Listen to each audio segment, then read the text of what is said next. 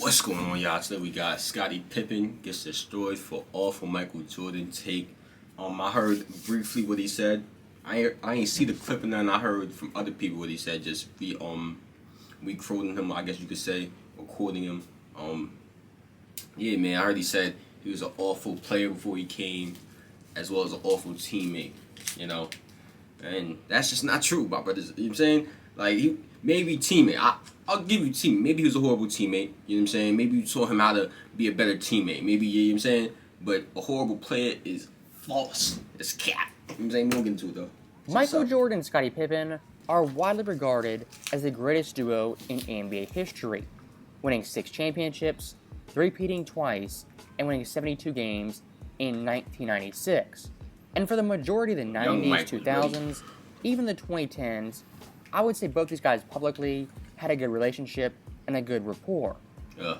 But ever since 2020, since The Last Dance dropped, this relationship has been completely shattered. And Scottie, for whatever reason, thinks The Last Dance it shortchanged him and disrespected him in many regards.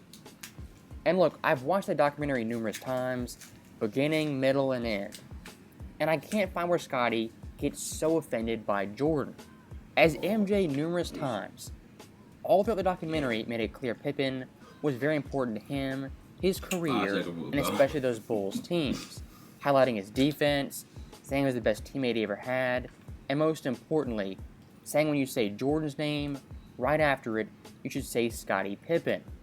That's definitely a fact, because every time I hear Mike talk about his Bulls team and his championships, I always hear him mention Scottie Pippen, and he wouldn't have been able to do it or accomplish those accomplishments without Scottie Pippen. You know what I'm saying?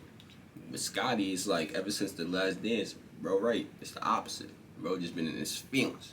Bucket. Some pretty high praise from the greatest player in NBA history. But even with Jordan saying that, Pippen since then is in the anti-Jordan vendetta for some odd reason. And look, I don't want to get too personal, we know but why. if you know Scottie Pippen's wife, we know what's up. We know what's up. For the streets, I'm gonna let bro go through and it. has been passed around the NBA more than DJ Augustine. And looking at Sky's most recent comments, once again, he's throwing mud on Jordan's name and using him for headlines as well as clicks.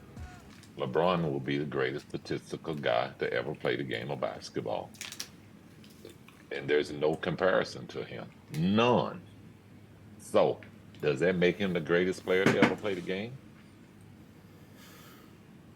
Yeah, bro. I'll leave that out for debating, because I don't believe that there's a great player, because our game is a team game. Look, Scottie Pippen at this point is the ultimate flip-flopper from day to day, week to week, and especially year to year. As on the record numerous times, he said the greatest player of all time was Michael Jordan. Also, said it was LeBron James. Also, said it was Wilt Chamberlain. And now is claiming there is none. As always, Scottie and anyone in the world, they can have their take and their opinion on the subject of who's the greatest of all time. But looking at the past 5 years, I'm going to take his opinion with a little bit of a grain of salt. And when it comes to Jordan versus LeBron, Pippen back in the day was very, very adamant Jordan was the much better player. But nowadays, he's tweaking that argument, saying LeBron James is the better stats player. And look, LeBron James' longevity stats are better than Jordan's. Nobody's arguing that. But when talking about the greatest player of all time, is it only stats, not accolades, championships, and all that other stuff? For me, I take it all into account. That's why I think Jordan is the best player and the greatest player in NBA history. I seen Michael Jordan play before I came to play with the Bulls. You guys seen him play. He was a horrible player. He was horrible to play with. He was all one-on-one. He's shooting bad shots. And all of a sudden, we become a team and we start winning. Okay. Now that I'm seeing the clip myself, I really feel like he shouldn't. The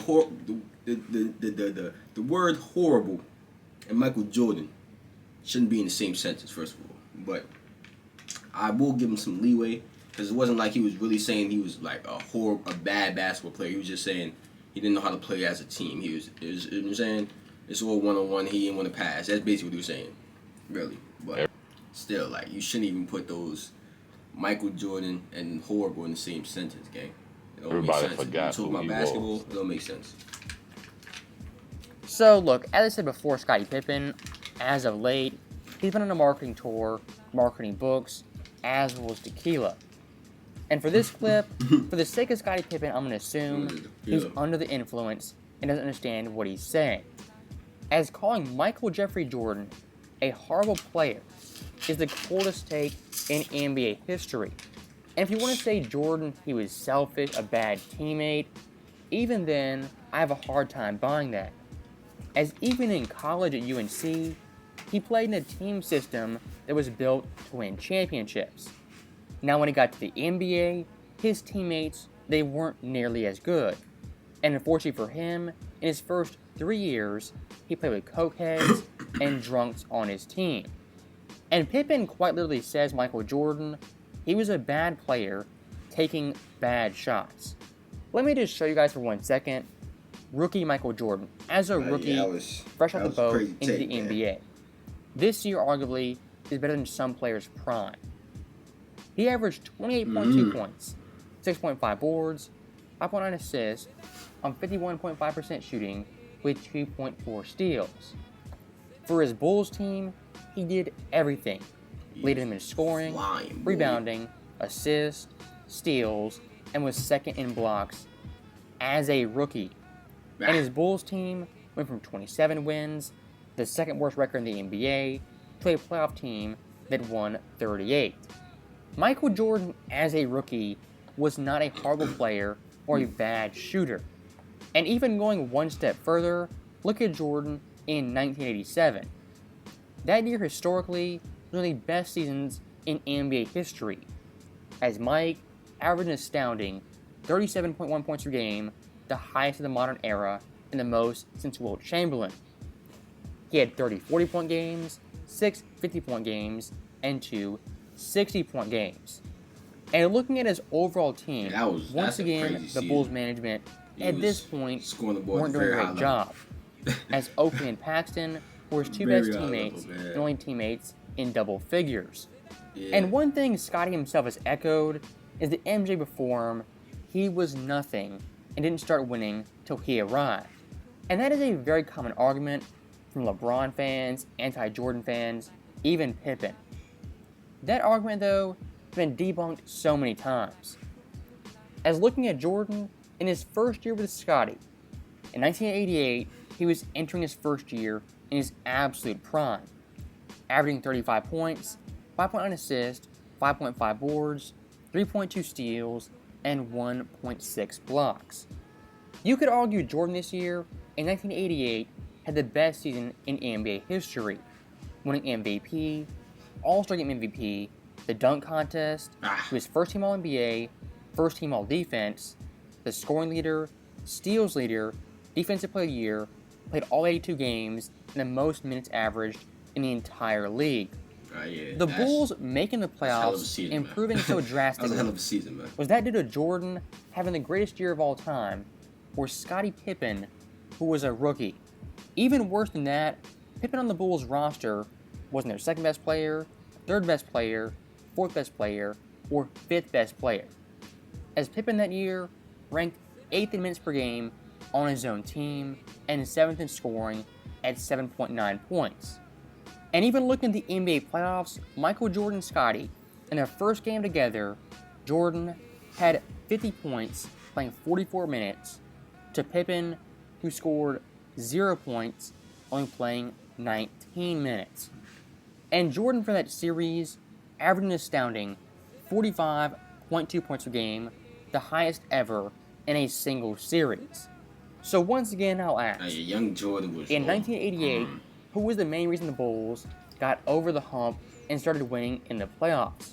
Was it Michael Jordan, who won virtually every award, or Scottie Pippen, who didn't start one game for the Bulls that season?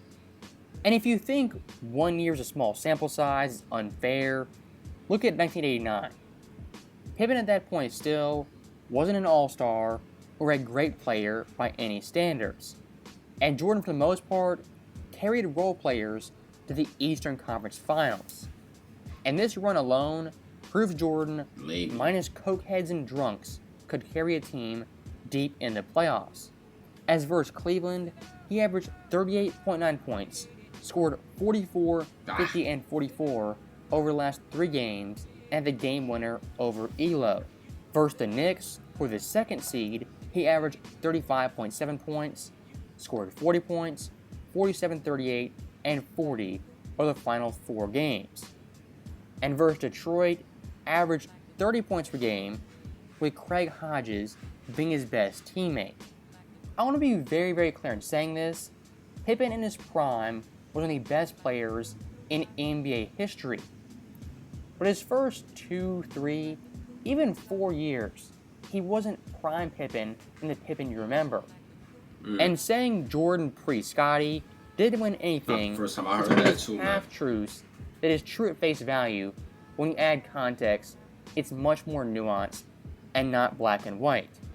And looking at Jordan versus Pippen off the court, once again, this beef, it's completely one-sided with Pippen throwing all the punches. As Jordan always gives Scottie credit, praise, and goes over the top with adulation. At this point, Pippen gotta just adulation, new word, yeah. Hope the best for him. Hope he gets through this, and at some point gets over these demons. So, as always, thank you guys for watching. Hope you enjoyed it. Bucket, Mike. I also. Yeah, that's the end of this one, y'all. Let me know what y'all think about it. You know what I'm saying? I feel like Scottie is just, I don't know. He probably trying to promote some stuff for his brand, or some he got going on, probably. You know, it got to be something like that. There's no reason for you to still be mentioning Michael Jordan. He don't even care about you. He don't talk about you. If when he do, he talk about you in good praise. You know what I'm saying? He praises you, praises what you did on the court with him, you know? Yeah, man, I think Scottie need to let it go. Let me know what y'all think. Comment down below. Turn on post notifications, like the video. Gotta get back to this playoff game, man. It's game 7. You know what I'm saying? Did the video in between. I'm out of here, though.